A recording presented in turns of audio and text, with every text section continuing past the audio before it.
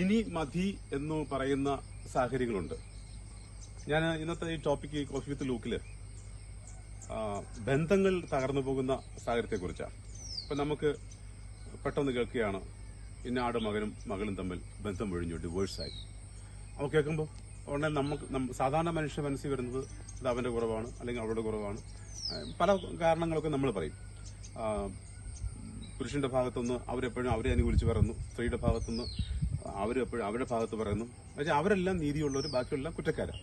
അപ്പോൾ നമ്മുടെ ചോദ്യം ഇതാണ്, ഡിവോഴ്സ് പാടുണ്ടോ? ഇപ്പോൾ നമ്മൾ സാധാരണ കേസിലാണെങ്കിൽ ഈ താലി അല്ലെങ്കിൽ ഒരിക്കൽ വിവാഹം ഉഭയസംബന്ധം ചെയ്തു കഴിഞ്ഞാൽ മരണം വരെയും പിരിയാൻ പാടില്ല എന്നുള്ളതാണ് വിവാഹത്തിന്റെ ഏറ്റവും ശ്രേഷ്ഠകരമായ ദൗത്യം. പക്ഷേ ഒരാൾ അഡൾട്ടറിക്ക് വിധേയപ്പെടുകയാണ്, അല്ലെ? മലയാളത്തിൽ പറഞ്ഞ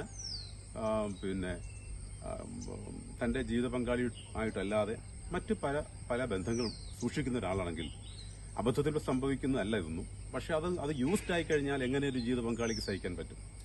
അപ്പം ചില ആളുകളുണ്ട് അഡൾട്ടറി ശാപമായിട്ട് കൊണ്ടു നടക്കുന്ന ആളുകൾ, അത് ശീലമായി കൊണ്ടു നടക്കുന്ന ആളുകൾ. രണ്ടാമത് മാനസിക പ്രശ്നങ്ങൾ അഥവാ ബിഹേവിയർ ഡിസോർഡേഴ്സ്. ഇങ്ങനെയുള്ള ധാരാളം പ്രശ്നങ്ങളുണ്ട്. ഒരു പുരുഷ ആയുസ് എന്ന് പറയുന്നതോ അല്ലെങ്കിൽ ഒരു സ്ത്രീയുടെ ജീവിതം എന്ന് പറയുന്നതും ഈ ഒറ്റ വിഷയം കൊണ്ട് അവരെ സഹിക്കാമല്ലേ? ഇപ്പം സാധാരണ ക്രൈസ്തവരുടെയിൽ വിവാഹമോചനം അനുവദനീയമല്ല. വീണ്ടും വിവാഹം കഴിക്കുന്നത് ഭാര്യ ജീവിച്ചിരിക്കുമ്പോഴോ ഭർത്താവ് ജീവിച്ചിരിക്കുമ്പോഴോ വിവാഹം കഴിക്കുന്നത് അഡൾട്ടറിക്ക് തുല്യമാണ്. എന്നുവെച്ചാൽ അതിനെ മലയാളത്തിൽ പറഞ്ഞാൽ വ്യഭിചാരം ചെയ്യുന്നു എന്നുള്ളതാണ്. പക്ഷേ ചില ബന്ധങ്ങൾ നമുക്ക് കൊണ്ടു നടക്കാൻ പറ്റത്തില്ലെങ്കിൽ നമ്മൾ എന്ത് ചെയ്യും?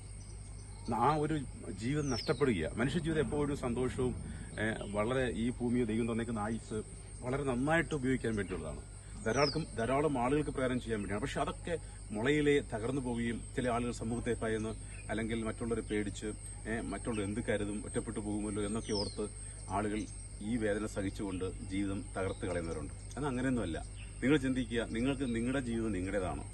നിങ്ങൾ ഈശ്വരനോട് പ്രാർത്ഥിക്കുക, കാര്യങ്ങൾ ചെയ്യാം. പക്ഷെ ബന്ധം നമുക്ക് കൊണ്ടുപോകാൻ പറ്റുന്നില്ല എന്നുണ്ടെങ്കിൽ അത് നമുക്ക് നാശമാണ്, വേദനാജനകമാണ്. അല്ലെങ്കിൽ അത്ര അവിശ്വസ്തതയുള്ള ഒരാളുമായി ജീവിക്കുക എന്നുള്ളത് ദുസ്സഹം. അത് പറ്റുന്നില്ല എന്നുണ്ടെങ്കിൽ നമ്മൾ അവിടെ വെച്ച് സ്റ്റോപ്പ് ചെയ്യുക, ടേൺ ചെയ്യുക. നിങ്ങൾക്ക് അതനുസരിച്ച് നിങ്ങൾക്ക് ഇഷ്ടപ്പെട്ട വളരെ സമയമെടുത്ത് മനസ്സിലാക്കി അടുത്ത വിവാഹം തയ്യാറാകാൻ തെറ്റൊന്നുമില്ല. പക്ഷെ നിങ്ങൾക്ക് അച്ഛൻ കെട്ടിക്കണം, തിരുമേനി കെട്ടിക്കണം, അല്ലെങ്കിൽ ഇന്ന ആൾക്കാരെ കാണിക്കണം, അതൊന്നും വേണ്ടെന്നേ. നിങ്ങളുടെ ജീവിതമാണ്. ഇതുകൊണ്ട് പ്ലേ ചെയ്ത് ആരുടെ മുമ്പിൽ കാണിക്കാനാണ്? അപ്പോൾ നിങ്ങളുടെ സർട്ടിഫിക്കറ്റ് നോക്കണ്ട, നിങ്ങളുടെ life is your life. But ഇതിങ്ങനൊന്നും ഉണ്ടാവാതിരിക്കട്ടെ. Selection is very important. അതുകൊണ്ട് വിവാഹം കഴിക്കുന്നതിന് മുമ്പ് നിങ്ങൾ എപ്പോഴും ബാക്ക്ഗ്രൗണ്ട് അറിഞ്ഞിരിക്കണം. നിങ്ങൾക്ക് പറ്റുന്നതാണോ? പോയി പെട്ടെന്ന് കാര്യങ്ങൾ ചെയ്യല്ല. ഏതൊക്കെ കാര്യങ്ങൾ ചെയ്താൽ അത് നീണ്ടു നിൽക്കും.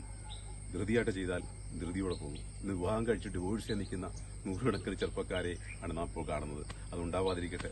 Thank you everybody. Welcome to coffee with Luke.